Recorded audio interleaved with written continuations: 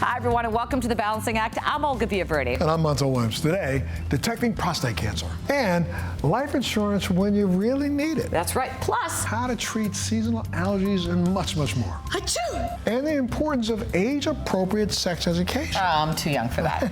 And it all starts right now. Too much fun.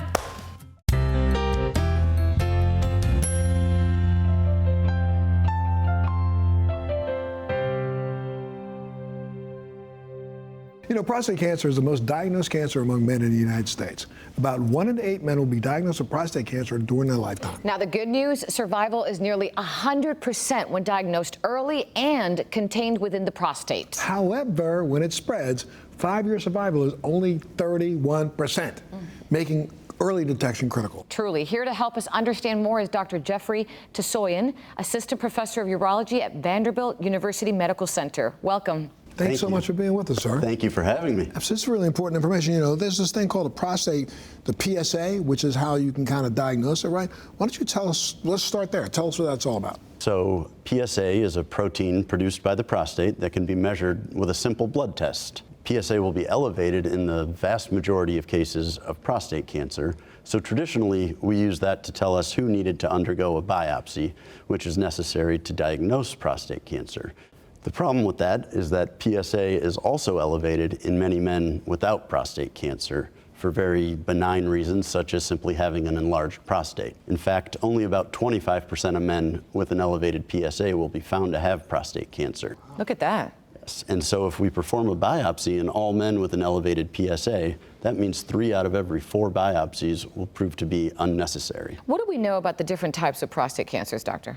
Yes, so we've learned a lot about that in the past 2 decades. We now know that about half of the prostate cancers detected based on an elevated PSA will be classified as low risk. And unlike most other cancers, low-risk prostate cancer is actually so slow growing, so unlikely to spread, that we don't recommend immediate treatment. But instead, we can continue to monitor with a process called active surveillance, which is great for patients. But the U.S. was slow to adopt active surveillance, meaning that in addition to the unnecessary biopsies, PSA was leading to a lot of diagnoses of low-risk cancers that then went on to be treated invasively, put men at risk of side effects. So now what's the solution?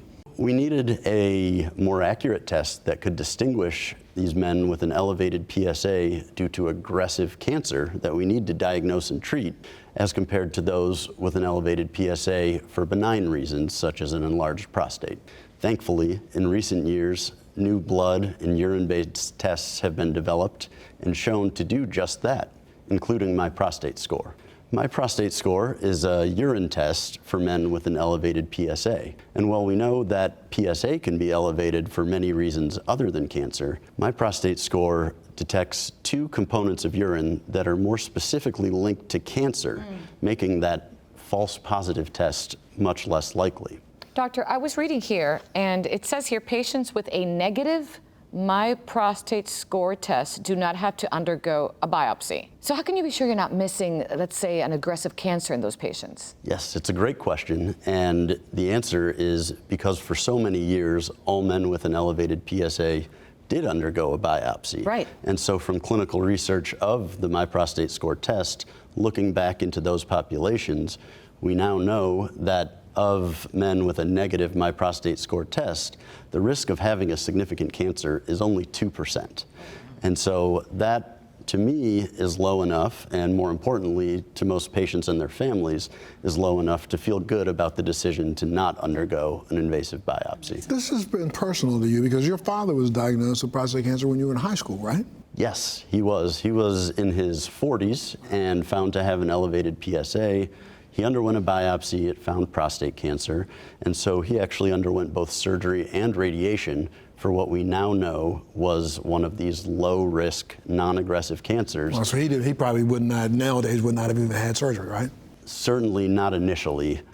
Could have undergone surveillance. So that's exactly why he is, a perfect case of someone that had so much to gain from a test like MyProstateScore that could have said there's no aggressive prostate cancer present, you don't need to go ahead with a biopsy and all the potential complications that could create. Thanks for sharing that story. Is he doing okay? He's doing very well. Yes. Fantastic. Doctor, any final thoughts? Just that it's important for patients and their families to know about their options. Growing up from a non-medical family myself, I know how confusing and overwhelming these things can be, but they really don't have to be. We have a lot of newer tests and technologies that can give us accurate results in a non-invasive fashion that can help guide informed decision making.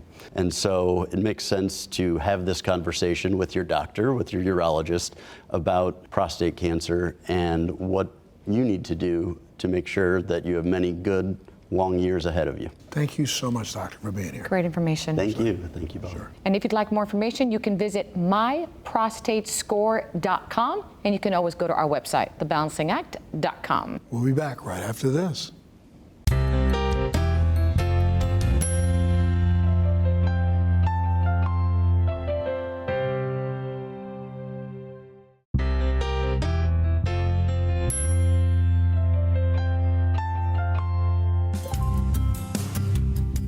On today's curriculum, the importance of sex education, according to our next guest. It's essential throughout our lifespan, not just during the teenage years. Well, that's right. And our guest is Dr. Sarah Flowers, Vice President of Education and Training for Planned Parenthood, Federation of America. Dr. Flowers says that we need to start building the blocks for a lifetime of healthy relationships, not just with oneself, but with others in age-appropriate ways. Thanks very much for being here, Dr. Flowers. Thank you so much for having me. So, it makes perfect sense what Montel said about building blocks, because when we're young, there's math, ABCs, 1, 2, 3s, et cetera, et cetera.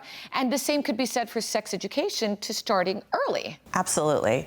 Using the example that you gave around math, when we start at young ages with math, we start with 1 + 1 = 2. We don't leap to calculus in kindergarten. Right. No kindergarten kid is going to get that. Absolutely not. The same building blocks are in place for sex education. So we're really starting by setting a foundation and then relying on that foundation as kids grow up. So can you talk about what sex education looks like at different ages, for example? If you have an elementary school kid, we're thinking kindergarten through 5th grade. We're really thinking about concepts like consent, where for an elementary school child, that looks like, what are my personal boundaries? And being able to hear the personal boundaries of my friends and peers and respect them. If we're looking into middle school, we're understanding not just the names of the body parts, which we learned when we were younger, but also, what do those body parts do? What's puberty like for everybody? And really thinking also about healthy relationships. These are, again, concepts that we're building on and growing through. In high school, we're looking at contraception, safer sex, birth control, really thinking about what healthy romantic relationships look like. What we really understand is that all kids who experience and learn inclusive sex education actually have reduced incidence of bullying in their schools and communities and reduced negative mental health outcomes. Well, it's all about diversity and dialogue, and especially right now, because this month is a special month. There's something going on, right? October is Let's Talk Month. I love that. Let's Talk Month was founded by Advocates for Youth, and it was really founded with the idea that those of us who are trusted, caring adults, aunties, grannies, cousins, teachers, really are where youth want to hear their ideas, values, and get clear information about growing up, puberty, and all of these things that are covered in sex education. And so this month, Let's Talk Month, is really to help open the lines of communication between caring adults and the young people in their lives. Now listen, I know what you're thinking. I have a 5th grader. I understand what it is to have a tween come in, flop on your couch and say like, ugh, leave me alone. To your question of how was your day. I'm tired. But the truth is they're listening. They are. And so we really want to be the ones to be available to them to answer their questions, or if they have a question that we don't know how to answer, say, I don't know, but let's look it up together. How do we get started? Especially Let's Talk Month. I love it. So the first thing to do is let's not assume that every kid is getting sex education in school. So ask, find out, is sex education happening in my kid's school? You can ask the kid, you can ask the teachers. There are 3 key questions to keep in mind. 1, who makes decisions about sex education in my school district or at my school? Is it the school board? Is it the principal? Is it a guidance counselor? That's really important information to understand because sex ed decisions happen at the local level. The second question is, what is being taught when? So it's really important to understand what your kid is learning. The third question is, Where can I, as the caring adult, get information so that when your kid comes home with worksheets or questions, you're not surprised, and maybe you're equipped to answer those questions or to look at the information up together? Planned Parenthood has been an incredible resource, not just for parents, but for kids as well. And when it comes to the leading provider of sexual and reproductive health, and also the largest provider of sex education in the local community, where can people go to find the resources that they need? The first place to go is to contact your local Planned Parenthood affiliate. Every Planned Parenthood affiliate has a Department of Education and will be able to put you and your family in touch with what's available in your community. Maybe it's peer or adult role model programs, peer education, or other community-based services. Maybe they partner with schools, maybe faith-based organizations, but your local Planned Parenthood affiliate will have that information for you. Great conversation. For our viewers who'd like more information online, doctor, where can they go? The first place to visit online, because everyone's on their phone all the time, is to visit plannedparenthood.org/learn. This is what we call our learn pages. All of the information that you're curious about is available there. We also have links to our YouTube channel and tons of other online resources. Wow, thank you so much for being here with us this morning. Thank you so much for having me. Appreciate And your of time. course, you know, if you want more information, you can always go to our website, thebalancingact.com. We'll be right back.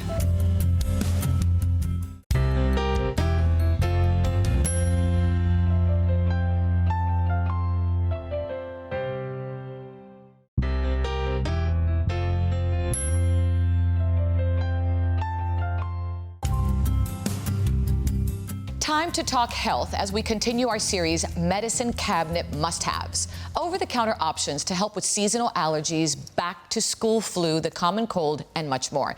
Erin Bonovitz, SVP and General Manager of OTC Over-the-Counter at Perrigo Company, the makers of Good Sense, is here for our third installment. Welcome back. Thanks for having me back. I'm glad you're here because we just had oh my gosh, everybody was sick in the household, but I'll tell you about that in just a second.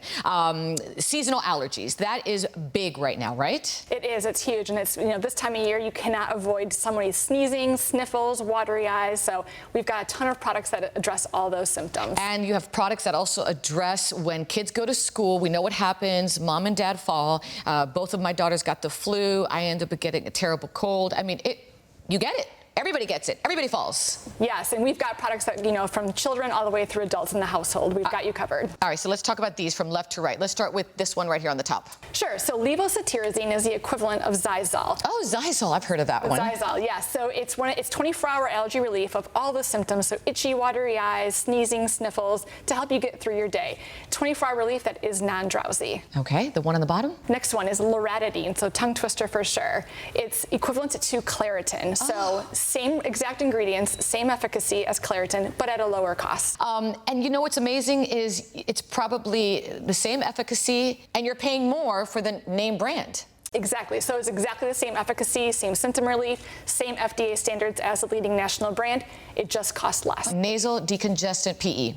So our nasal decongestant PE is the equivalent to Sudafed PE congestion. Sudafed. So everyone knows Sudafed. It's great for nasal decongestant. So it's a daytime product, non-drowsy, that helps you get through that pain that you might have with decongestant. Mucus DM. Oh, I know what that's going to be like. Yeah, so this is our equivalent to Mucinex. Which is so expensive. That's the one I bought. Big mistake. And I spent more. Yes, so ours obviously costs, roughly 25% less. This product is going to help you with controlling the cough, as well as loosening up that mucus to help you have more productive coughs. And I'm always looking at the active ingredients, and they're the same as the one I just bought. Yeah, we like to say the facts are on the back. Oh my gosh, all right, never again. And then tell me about this one, which I know what this one mimics. Yeah, so our daytime cold flu is equivalent to the Dayquil cold flu product. So we offer this in soft gels, tablets, as well as liquids. This happens to be the daytime multi-symptom. So if you've got kind of the classic cold where you've got aches and pains, a fever, you've got congestion, this is what you would take. We also offer a nighttime product as well. So we have you daytime or nighttime, we have you covered. So again, the takeaway here is the same products, same ingredients, save money, less cost. September is self-care month, so you and Good Sense definitely have us covered. Yeah, so beyond cough, cold, and allergy products, we have a plethora of other products we offer for all of your self-care needs. Well, I'm taking this one for the next time, okay? It makes sense, right? It does make sense. For our viewers who'd like more information, where can they go? they can go to our storefront on Amazon, which couldn't be more convenient. You're coming back for our 4th and final installment, which has to do with the holiday season. Looking forward to it. Okay, I can't wait to see you. Thank you so much again. And for our viewers, if you'd like more information on Good Sense products, thebalancingact.com.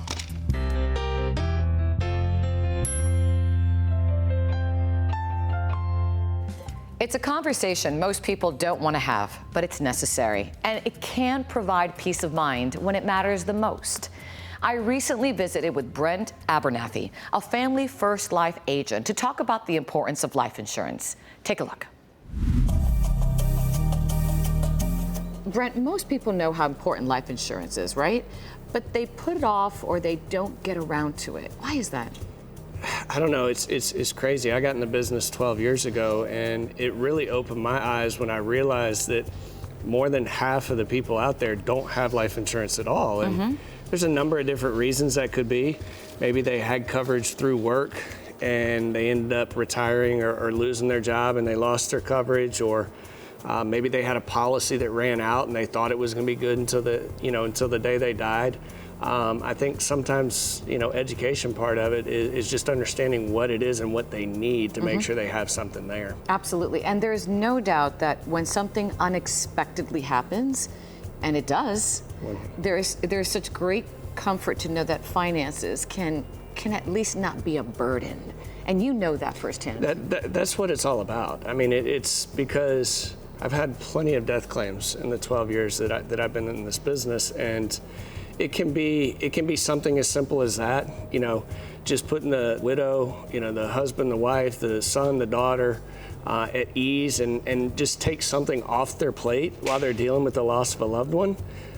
It could also be, just being able to move forward with their life and stay in the home that they're in. I mean, so there's a number of different things it could be used for, in each instance, but it's mainly just about that time of need, just putting their mind at ease where they don't have to worry about that. We can take that off their plate.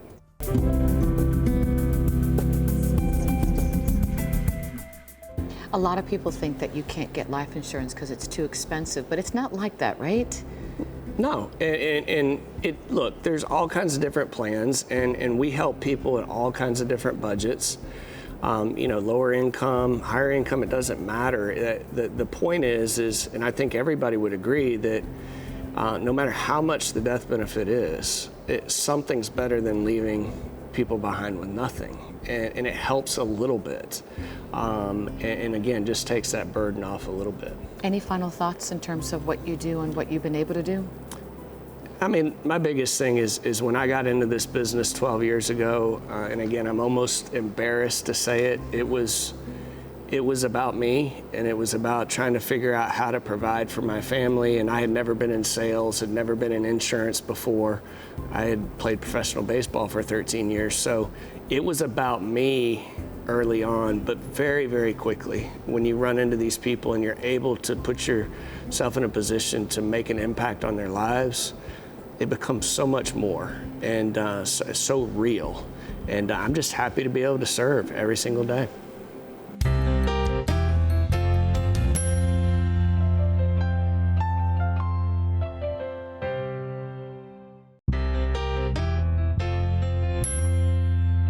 Thanks so much for joining us today. Remember to head to our Facebook page, like us on Instagram, follow us on Twitter, and visit thebalancingact.com to enter our latest sweepstake or giveaway. Did you enter? Because we can't legally do that. No, we can't do it. Was this our sweepstake? I'd like to. Okay, all right, anyway, look, stay safe. We'll see you next time, okay? But you can.